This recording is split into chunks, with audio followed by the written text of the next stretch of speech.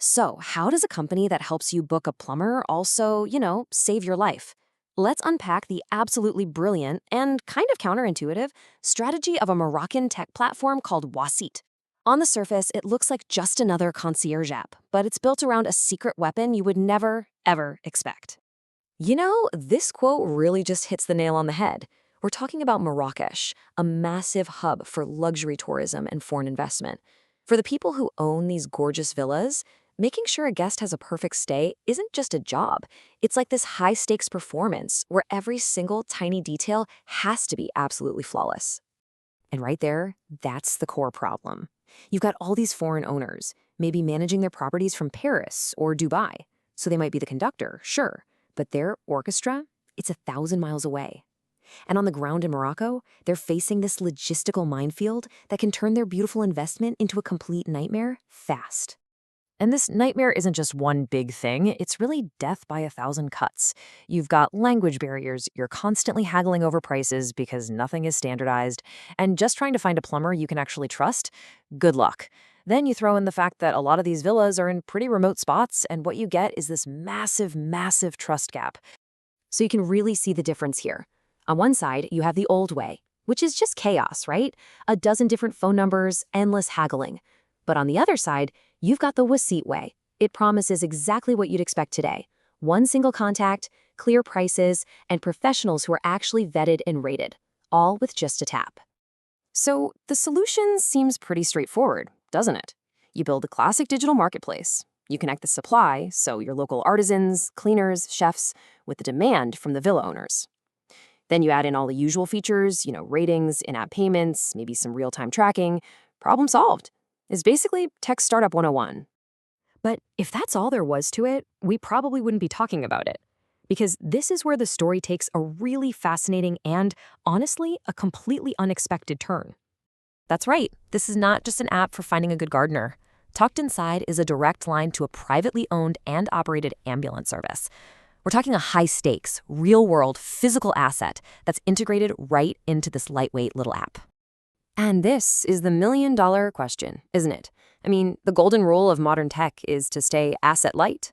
Uber doesn't own cars, Airbnb doesn't own apartments, so why on earth would Waseet break that rule and take on the massive cost and headache of an ambulance? Well, the answer is just pure strategic genius. See, the answer breaks down into 3 brilliant layers of strategy. This ambulance isn't just some extra feature. It is the absolute foundation of their entire business. It's all about control, trust, and defense. Let's break it down. Okay, first up, control. In any business, you have these things called moments of truth, the interactions that totally define how a customer sees you. Now, a cleaner showing up 30 minutes late, that's an annoyance. But a slow response to a medical emergency, that's a catastrophe. It could ruin your reputation forever. By owning the ambulance, Waseet is saying, we refuse to outsource the moment that matters most. They control it. Period. And that brings us to the second layer, which is all about the psychological impact. The second a client realizes that the same app they use to book a chef can also send an ambulance to save their life, everything changes.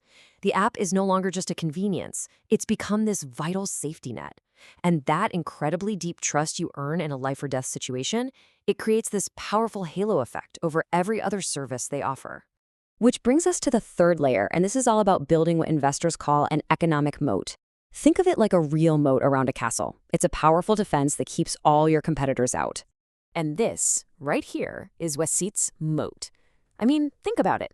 A competitor could probably copy their app in a couple of months, but could they raise the money, get through all the complicated medical licensing, and build partnerships with major hospitals like the Clinique Internationale? Almost impossible. That ambulance isn't a weakness. It's a massive, expensive barrier that locks out anybody who tries to compete. Okay, so the strategy is brilliant. We get that.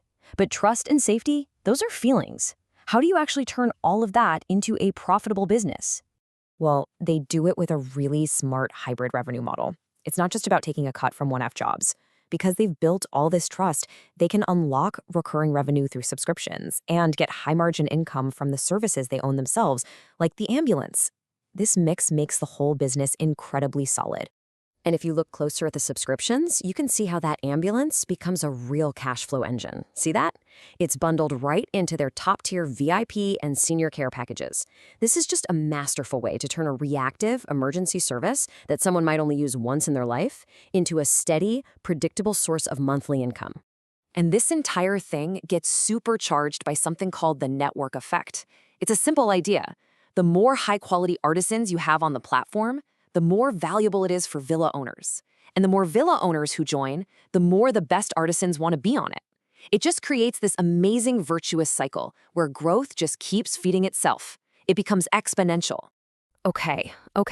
This all sounds fantastic in hindsight, but you gotta ask, building an app, a network of people, and an ambulance service? That sounds insanely expensive and super risky to start. So how on earth did they even get this off the ground? They did it with this really clever startup trick known as the Wizard of Oz MVP, or minimum viable product. The idea is simple and kind of funny. To the user, it looks like this magical, fully automated service. But behind the curtain, it's really just humans pulling all the levers manually. And this 8-week plan is just a masterclass in how to launch smart. They didn't start by building some expensive app. They started with WhatsApp Business. They got a small network of artisans, found their first few paying clients, and just coordinated everything by hand. They even tested the ambulance idea through a simple partnership first. And here's the most important part. They proved that customers would actually pay for the solution before they wrote a single line of code. This is the ultimate lesson from how Waseet started. It's so simple, but so powerful. Don't go and build a complicated, expensive solution to a problem you just think exists. Go out there, use the simplest tools you can find, and prove the market demand is real. Then, and only then, do you build the tech to make it bigger. Waseet really gives us this amazing blueprint for how digital platforms can merge with these high-stakes, real-world services to build unbreakable trust. And it leaves us with this one big final thought. If a simple concierge app can successfully swallow a piece of the emergency healthcare industry, what's next? What other traditional hands-on part of our physical world is about to be run entirely with a single tap on our phones?